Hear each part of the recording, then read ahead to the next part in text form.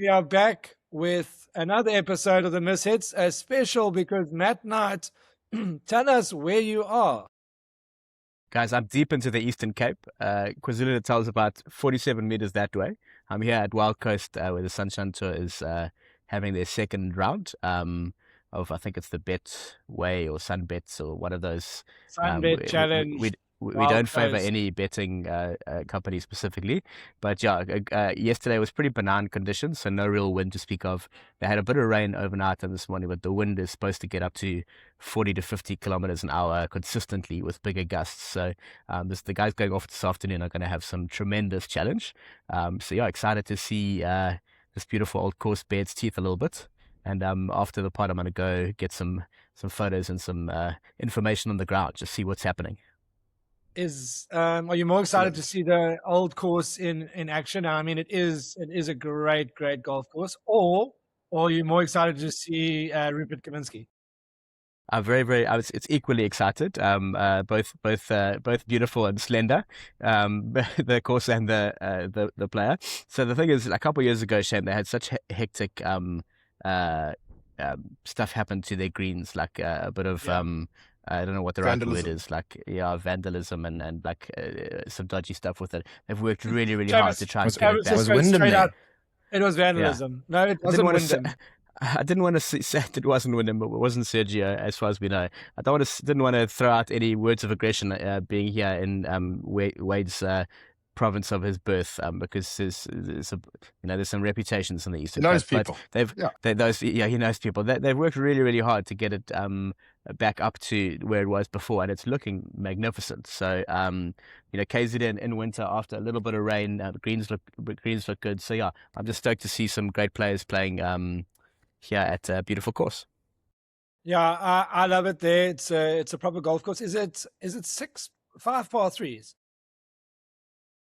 Yes. No. 1, 2. I think it might be 5 par 3s. That beautiful one over the.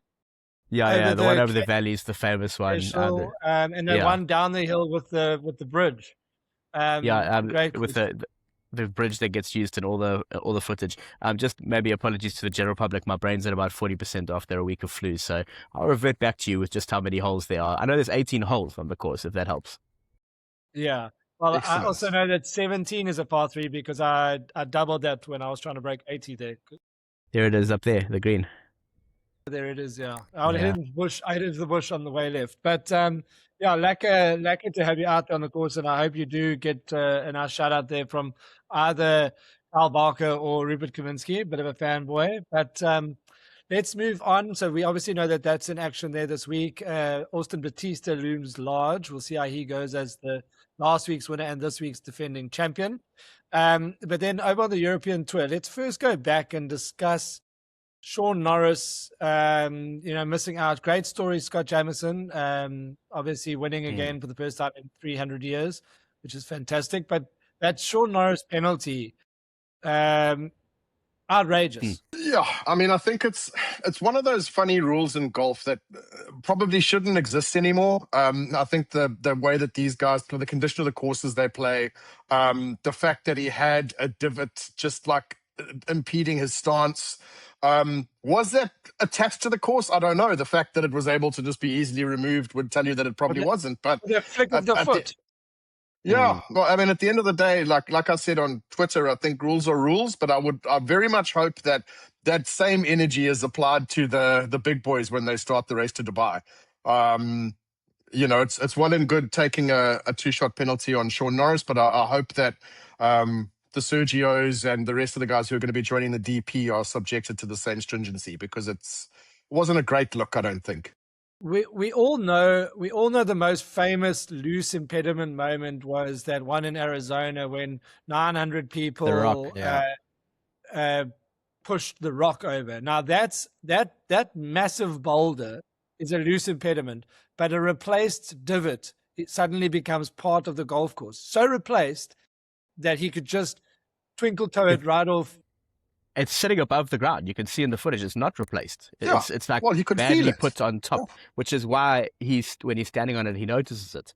So I just think it's such for a guy who's had so many seconds, thirds, fourths this season on a couple of tours, and who's playing such good golf. Like, it just really, really felt. I mean, cool story for Scott Jamieson. Since first win since December 2012, and Scott, like, it's cool, but man, the guy I really felt really, really bad for the guy. It's one thing if you give it away; it's another thing if something that arbitrary, and you see guys, kicking away pound straw and digging their feet into the sand. Like, it's such tapping silly things stuff. down. There's been so many moments recently where even I've learned a few things about like the practice swings and grounding your club behind the ball. Sean Norris has got it has to be the worst ruling in a very, very long. We've had guys sign incorrect scorecards, come back, correct their card, and they get away with it. But Sean Norris gets a 2-shot penalty for effectively kicking a piece of dirt away. Yeah, and I mean, I think the thing that annoys me the most is that it had no impact on his ball whatsoever. It was his stance, So where do you draw the line there? I mean, lots of guys settle into the ground. Is that his stance in the fairway, right? Technically affecting the conditions? Yeah, you're in the middle of the fairway. I think it's ridiculous. Yeah, I must say, I was like, and then it just kind of derailed the whole thing. But let's not take away from Scott and his great win. The only thing I will say about that is I thought 2012 was like 5 or 6 years ago. So time is marching bad news on. For you. Yeah. I was like, he hasn't won in 13 years. I was like, what, 2002? No, like the other ridiculous. Day. Do you know where his win was? Do you know where his last win was? His only win? Yes, I do. You know why? Why? Because it's arguably golf's greatest trophy. It was it must have been East London or Durban, one of those two. No, Royal Durban. It was the Nelson Mandela Challenge or something. Yeah, Nelson Mandela Challenge, the very cool trophy. I think we can send Luke the photo to pop up there. But last cool little link. So that Nelson Mandela Challenge only happened for 2 years, 2012 and 2013. First year, Royal Durban, lots of rain, unfortunately. Playing in Durban in December is crazy. The next year, they went to Mount Edgecombe, and that's where Sunshine Tour is headed to next week. So I'm hoping to get down there for one of the days as well. But Scott Jamison's last win happened before Jordan Spieth's entire career. I mean, you just think about, Trav, that roller coaster of emotions. Like, he turned pro like the year after Scott Jamieson last won. All of that happened. Jordan Spieth up and down, and then Scott Jamieson wins again. So cool story for him, sad for Sean Norris. Yeah, and it was quite interesting though, because we had 16 horses in that race last week, and only one of them was really in the mix. Again, we head to a very long-winded introduction to the British Masters. Let's just call it that. Maybe even, I don't know, supported or brought to you by, or in association. Lose some adjectives, yeah. Sir Nick Faldo. But anyway, we've got a whole stack of players playing at a very cool course, the Belfry. So that kicks off, we're a bit late with our pod, so that's today's Thursday. That kicks off this week. Sappers are doing it, eh? A good few times Oaks on the front page of the leaderboard, in contention. It's just wonderful to see. Is it raining now, Matt? I was just going to say. Does in fact look like it's raining. He's taking one for the pod there, old Matt. Conditions. Hang on. Yeah, how can he has he practiced in these conditions? Like, does he know how it's going to affect, like, his vocab and things? Moisture. Yeah. My flu that I've just gotten over. Anyway, it's all good. It's all good.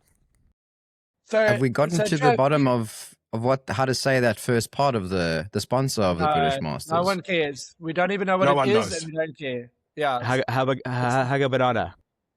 I thought that they made toasters, but it turns out that they don't. It's a whole great big manufacturing company. So no, it looks like a tequila brand. No, don't even tell people what they do. Like, just leave them out of it completely. It's the stupidest title since the Dubai Duty Free Scottish Open. I mean, that is just, or Irish Open, whatever. It's just the dumbest combination of words. What was the one? Where's the Hotel Planet this week? I don't know. Oh. What was it? What was that called again? I'm gonna Google it quickly, because it was also. It was like the Dormy Classic or something. I think it was. Yes. Yeah, it was the Dormy Open by Creek House. Dormy Open by Creek House. Give it its full name, please. As you know, the whatever the Creek House are, they'd like their sponsorship. But the one thing we won't touch on is bad names for golf tournaments, like the Good PGA Tour Challenge or whatever that thing's called. We won't touch on it. We won't touch No, it. we're not touching that. That title's going to change by all accounts. Yes. But didn't even come up back to before the the British- recording started. Back to the British Masters. Trav, you're the stats guy, and just the man who knows things. From a field strength point of view, you got Tyrrell Hatton in there, quite a couple of big names. Is there a chance that we could have one of our 16 Sappers challenge this week, or do you think Hatton is going to be far and away too good? Well, I think there's a couple of good names. I mean, with Patrick Reed's in the field, obviously he's been absolutely pillaging the European Tour this year, so I think he's in with a good shout. I'm liking the look of Eugenio Chikara as well. He seems to be in relatively good form this season. Obviously, our boys, Urav Premlaw, Jaden Shaper, Michael Hollick's in the field, obviously Casey. So I think there's a couple of luminaries in that field, and it's going to be interesting to see who kind of comes out on top. It's a course that rewards accuracy from what I can tell on data golf. So yeah, I think I do think it'll be a big name that takes it. We're not going to get someone coming from nowhere. There's too much firepower in that field this week, but hopefully Tyrrell puts his foot down a little bit and kind of stamps his authority given his tenuous relationship with Liv. I enjoyed him saying there's Ryder Cup points on offer, so I want to go get some. I love where his head's at. Captain America, correct. Well, he's paid his bills, so he's eligible now. So that whole thing is fine. It really looks like that he won't be back on whatever 2.0 exists. But just for everyone watching, we are going to break down Liv 1.0 and what 2.0 might look like, and 1.1 and 1.95 and whatever. We'll bring you what we think about the money. We'll bring you our best bits, our worst bits, our most interesting bits. Hell of a roller coaster. Season's over. Congratulations to all the Sappers who made an absolute killing. I mean, shout out to the 600 million Rand club, and may the Rand not be at 16-1 for those guys, because they're even richer at 18-1. Just a thing of great beauty. Anyone want to give two thoughts only on the Liv Golf finale in Indianapolis, I think it was? Yes. I mean, I had the sense that I was going to be watching something I wouldn't see again. So I put a bit of time into it. And, for all the talk about the broadcast getting better and, obviously the ratings talk seems to have been quite positive for the week, it's still a really crap product.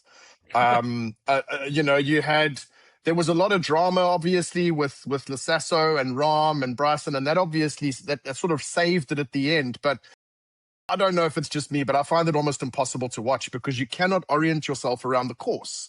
When you're jumping from shot to shot the whole time, that storytelling aspect goes away. You can't go, geez, I'm looking forward to this guy hitting 15. The three groups before him have all made bogey, because you don't even know where 15 is. So I guess it's, there was a chap by the name of Ben Kopinski who was saying that he finds the energy very enjoyable. But for me, I like to settle into it and get comfortable with the layout. And you kind of develop your own storylines about who you're tracking, which is almost impossible with Liv. I just think it's ADHD golf. And that's not why we watch it for the most part. Well, it's not one for the golf traditionalists, is it? Because as you say, you can't follow it like you would any other PGA Tour / European Tour event. Yeah, but I think it's also, Luke, I mean, for me, it's very difficult to gauge the quality of a shot when you can't tell what the other shots on that hole were before. But if you follow them, you can't even see the drive he hits. So you don't know that he's skirted water or he's taken it on or whatever, because for everything that they told us about seeing every single shot, you don't see every single shot. You just see a highlights package in slow time, because it still takes 5 hours. Well, the reasoning for that as well is because they stopped paying the Oaks that were doing the every shot coverage for them. No, that was the other scam we weren't talking about. Okay, we can't talk about this one. Yeah. Carry on.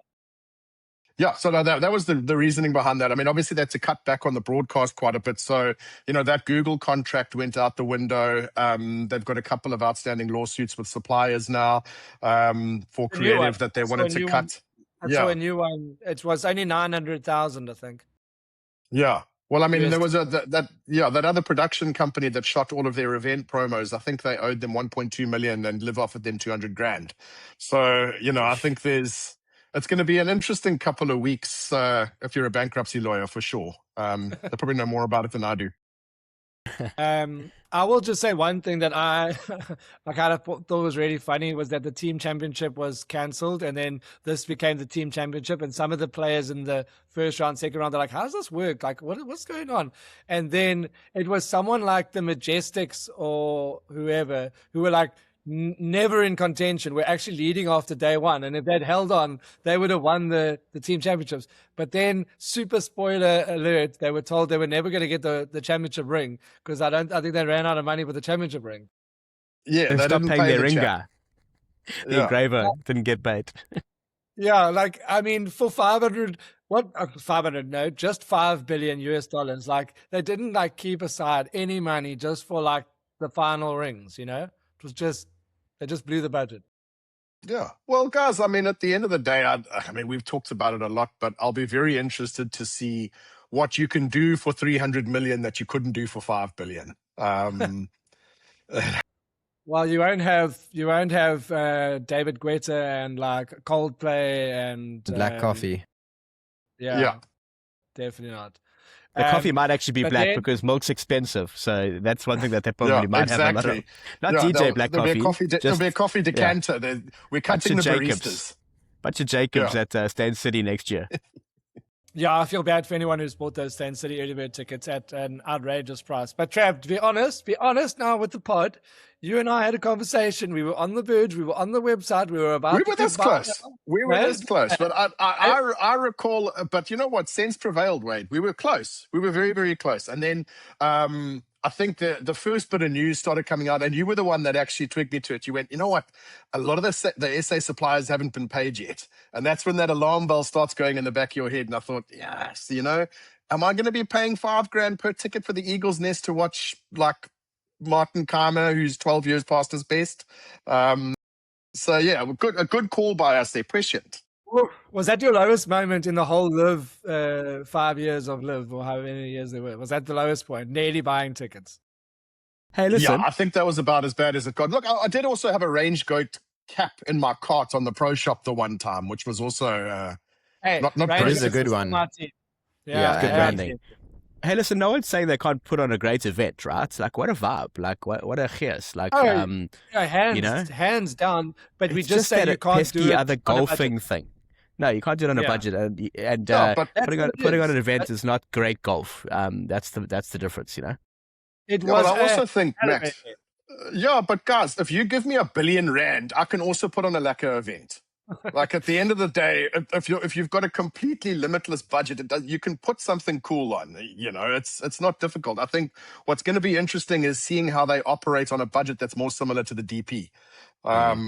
Because their big selling point was always that it's an experiential thing. It's not just about the golf. It's about the entertainment aspect. And if that's now going to go away and you've got to rely on your core product and suddenly all of your stars are gone, it becomes a bit tricky. And hey, Bryson in June asked for $500 million to renew his contract, which is, almost double what they think their whole new budget's going to be. It's like, there's problems here, guys. It was never a business model that was set up to work. And no one should be surprised that it didn't work. Yeah, exactly. And let's just mention Bryson. Bryson and Gary Player did something cool this week, but we're not going to talk about that because I just don't want to. But we will talk about the fact that Bryson's coming to the Nedbank Golf Challenge. The best thing I've ever seen. It's the best thing I've ever seen on the internet, just so you know. Bryson coming to the Nedbank Golf Challenge. Who's excited? Yeah, I think we must go to that, man. It's going to be really cool. Yeah. And Wyndham Clark after he gets engaged. I think Ram will get invited as well. Hopefully he gets engaged. I think we're going to end up with a much more impressive field than we're currently seeing right now.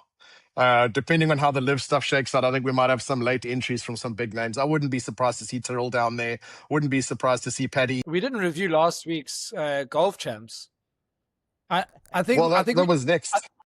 I think we leave it out because did anybody? Yeah, nothing really happened. So golf champs is the best, and everyone had fun. I I'd didn't like have fun. to oppose No one- to that. No one came last in our group. I almost came last in the world, according to Luke. I got 1,639th out of 1,656. So I was dragging the pod average right down. Wasn't good. Hey, but you under par though, right? That's all that matters. One under. So I was right on the balloon there. I mean, fucking Tommy let me down. Minwoo Lee let me down. And then I didn't sub in Scotty. I forgot that I could do the subbing thing. And then I switched on Saturday night and I had a squiz and I was like, fantastic. My subs are 11 under. And the rest of my boys are absolutely crapping themselves. So it was tough. Do you maybe think that maybe Mrs. Booth should just take over your picking? Just let her. She'll pick on guys, good-looking guys, and then you'll be fine. Yeah, maybe. I mean, I know for a fact she'd pick Tommy because she loves him, and that wouldn't have done anyone any fucking favors because he was too over for the week. So Lucas banned congrats you to from Luke. swearing. Congrats to Luke for. Did you play this week? it was just a little swear. Did I play Golf Champs this week? Yeah. This week being the one we're talking about, like last week, the BMW? Yeah. Or We're doing a yeah, I golf won. champs review. You what? I won. No, I there won must out be of a the bug. pod. Was that another glitch? Another glitch. Won. Really? Comfortably as well. Yeah, do you know how far I had to scroll down to find second place? It was unbelievable. I was one shot behind you. Come on, man. Really? Yeah. I call it a draw then. I got hand, foot, and mouth. I was playing with hand, foot, and mouth disease. I was playing my golf champs with a real disability. Yeah. It wasn't. I had to push you some and real I pain. had a 5 under bench that I didn't swap in. So I could have been right up there. You like the It All should have Blacks been of nice. 11 under, Luke. podcast. 11 under. The one thing I will tell you that Luke and I did not draw on was last week in our match play. That was absolutely horrendous. You are bringing up old wounds and ammunition for Wade. It's worth litigating. This is a golfing pod. And I'm big on accountability. I'm happy to take accountability. You know, just one thing though, Trav, you know, before we get into how shocking your guys' performance was in my absence, at least some teams, you know, some other teams withdrew and some other teams changed their batting order, which was in violation of both the Geneva Convention and the Cape Town Golf League. So yes. That said, our fellow Hustle Rocket, let's see, it was just initials RH, got a dog collar, which is pretty impressive. And then Luke, I saw a video of that circulating. Luke shot at a 94 or 95. What did you shoot, Luke? So I shot a 91, Luke. Yeah. Hey, the guy And was also, so it didn't help. golf chaps. It didn't help that a guy that Travis played against, I used to play with at Steenberg when we were renting there. And he asked me what I was playing off, and I said a 12, and he said, you're way too good to play off that. And then it's from that. And what did he say from afterwards? that first thing, before we'd even teed off, I was in trouble. So. And then you shot 91. Yeah, I mean the first hole. I mean the guy birdied to go one up, and I was like, off an 8. So yeah, I brought it back. I was one down playing the last, and then lost my first ball. So in clear daylight. Where do you lose it on 18? Oh, water left. No, on 9 we teed off. We finished on 9, first. which is just a wide open par 5. So. Trav, how would you rate Luke's course management out of 10? I would say, I mean, look, I think Luke's a conundrum for me because he's obviously got a wonderful golf swing. It's very like YouTube friendly, lovely tempo. It's like Retief-esque. But when it comes to course management, it's tricky. I mean, I kind of had his yardages figured out by the third hole, and I was Luke, bunt a 9-iron over that tree, and Luke would go, no, you know what? I've got 175 meters to the flag. I'm going to hit a 40-yard cut against the wind around this tree, and then that should catch the back left corner. Obviously, that didn't happen. So yeah, I think strong from mental Luke's game. perspective. Yeah, I think Luke's game is played very much behind the ears. There's no mechanical issues to talk about there. It's very much a between the ears game for old Lukey. And wherever my feet are lined up. Yeah, correct. But I mean, again, even your alignment wasn't that bad. I mean, you hit one lacquer shot when he lined you up, but I mean, there were still 5 holes after that where you were all over the show, despite the alignment fix. So, in my defense, you probably gave me advice on 2 occasions. And I didn't take either. You weren't listening. You didn't yeah, listen. There you go. Yeah. In my defense, I did say, oh, you know what? He's gone right. Maybe I should just punch out. instead of having that tiger shot on 18 straight through the trees over the water. That was me that told you that. I was like, Luke was like, I can make it. He had a 3-meter gap, and then he had to hit like a 4-iron with a 220-meter flat carry to get over the water. And he was like, he had the 4-iron out, and then his opponent basically hit it into the range. And I was like, why don't you just punch out here, bro? Just subliminally put the thought in his head, punched out, halved on 5s. It was lovely to watch. So I did listen to you there. Yeah. It wasn't all bad. And still lost the match, so don't listen again. This on board. Trav, did you win your game? No, I got absolutely dog walked by my opposition. I mean, that was, you want to talk about losing it on the first tee. Like, I was there. I'm obviously a 3 handicap. He's a 3 handicap. You know, he's coming up from being a +3 in his prime. +4. But +4. Oaks, I will say, you know, he parked next to me. Very lacquer guy. Actually listens to the pod, so shout out to Kyle. The first thing he did was he put his golf bag next to me, and immediately what I noticed was that he had these like razor blades, Callaway X-Forge, the ones that Phil plays. And I was like, okay, you know, that's probably a decent ball striker, lacquer, whatever. Pulls his driver out, and he's got a hazardous green smoke, which they call the Hulk. That's Tony Finau's shaft. Now, I don't know how strong you have to be to hit that thing, but I can guarantee you I wouldn't get it airborne. So, yeah, I mean, he basically established himself as the alpha standing on the first tee. And Oaks, at the end of the day, you know, I shot 77. I couldn't make any putts, but I didn't play terribly. And I lost to a guy who had a 69 net. So what can you do? You know, not easy being 3 down on the first tee, man. You were 3 down on the first tee. It's impossible. Yeah, I mean, I was 1 down through 1, 2 down through 2. We kind of kept it a little bit even Stevens, and then I won on the par 3. But I mean, at the end of the day, just a very good golfer, a better golfer than me. I can tell you right now, if they had some kind of raw talent measurement tool, he would have stripped me by a mile. Very good golfer. I'm not ashamed. Not ashamed. It's just one of those days. Be.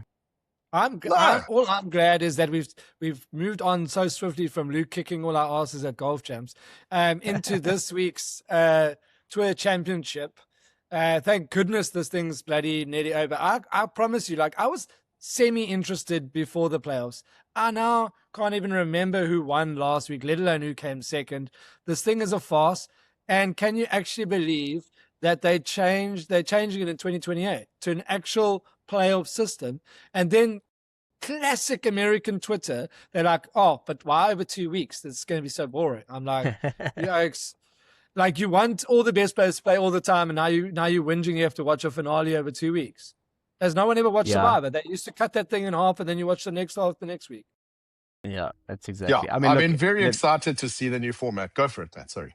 No, I was just going to say, like, they just have not got this thing right. They put so much effort into trying to find the next formula and the next thing. I really hope that this one is going to work, but what a bummer to have to sit through this format again next year. And very interesting that they, like, old Brian Rolap seems to be working quite hard to stay away from calling it the playoffs. Like, he doesn't want it, he wants it to be like, it's almost like they want to, it feels like they want to treat the regular season like the Premier League. The winner of that and the top guys in that get certain amounts of payouts and you know, trophies and awards, and then the postseason or the next step is a whole separate bit of like almost like a mini FA Cup kind of thing. So it's interesting that they wanting to see it as two things and not an extension of one thing. But I really hope that it's more exciting than now.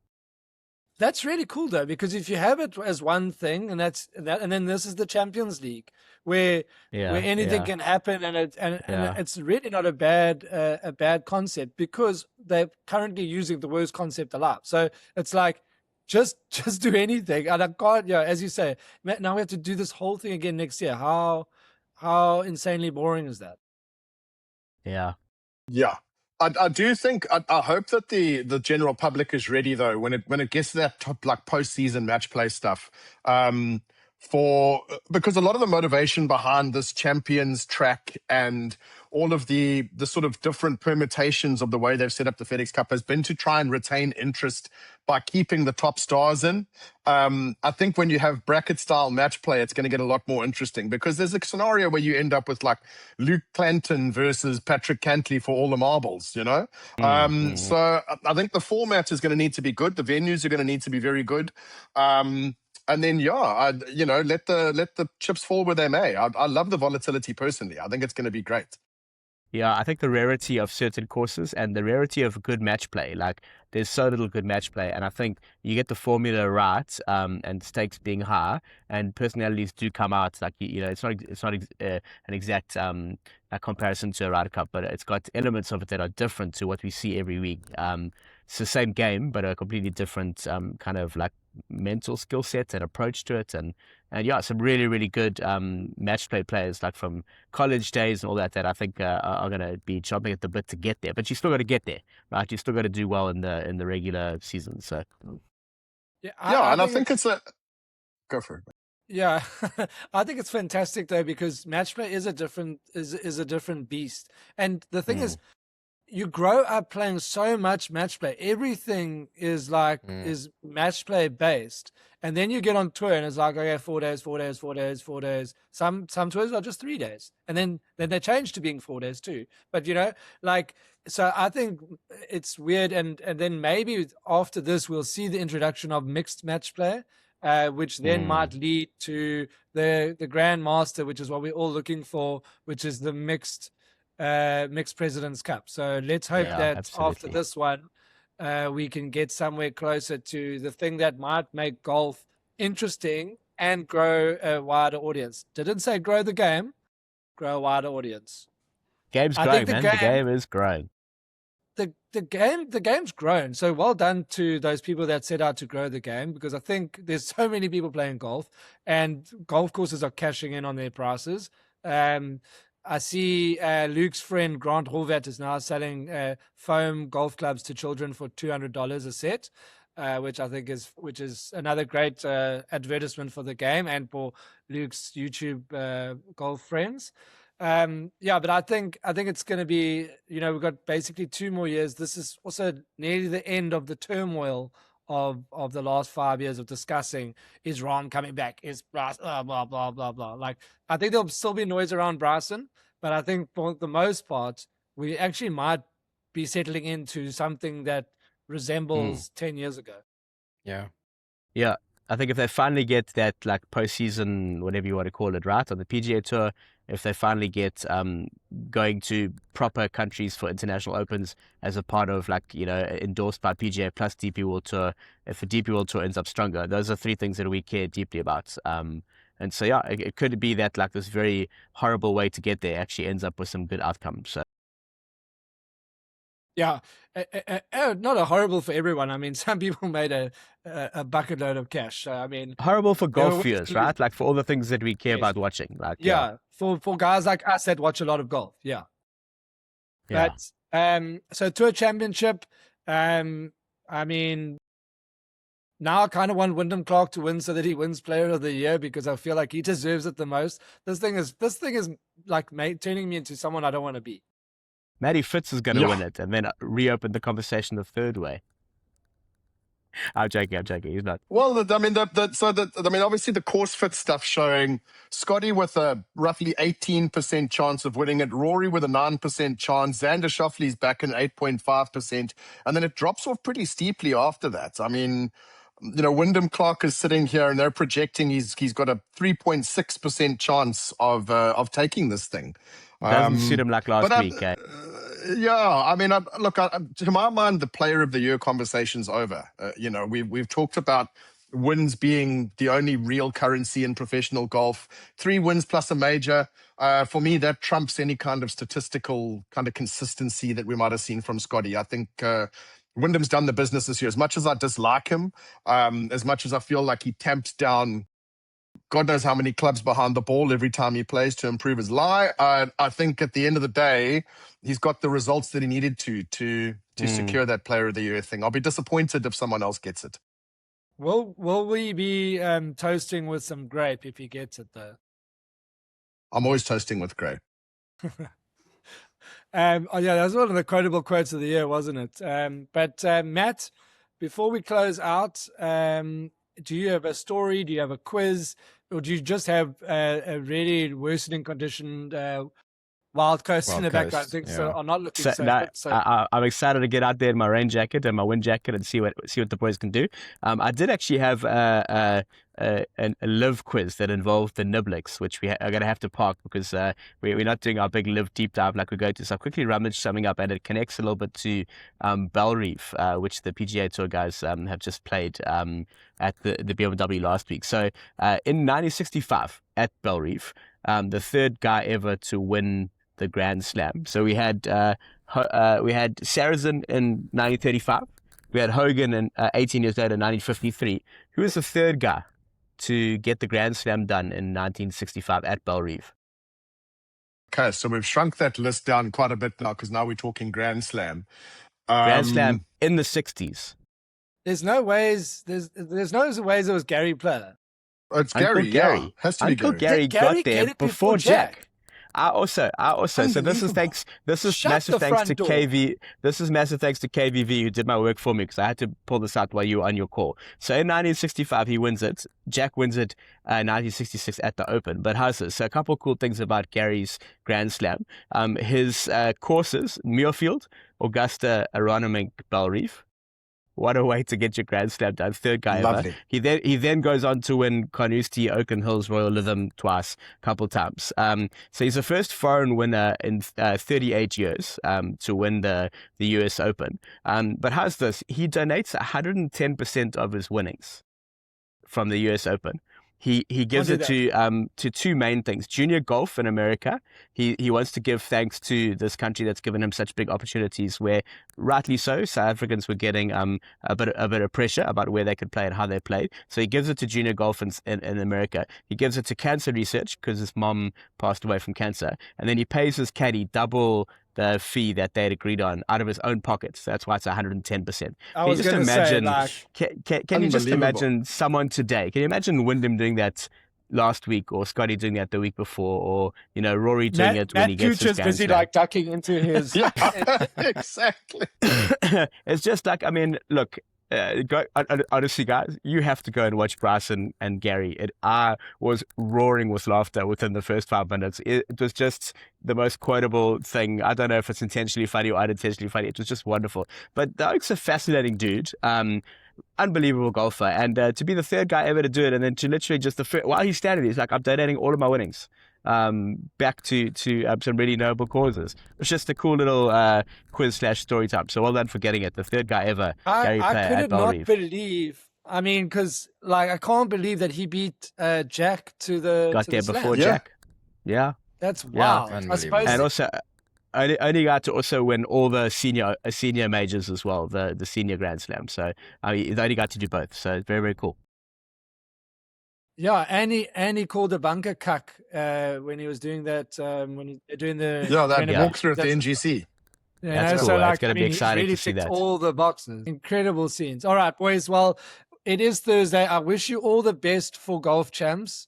Matt, I wish you all the best for the pneumonia you're about to get for being out there, the lone fan there at the Wild Coast. But have a lacquer week, boys, and we only got one more weekend of this farce of a playoff thing that the PGA Tour call, whatever they call it, and I can't wait for it to be over. Looking forward to that deep dive on Live. So that is definitely the one to watch coming up soon.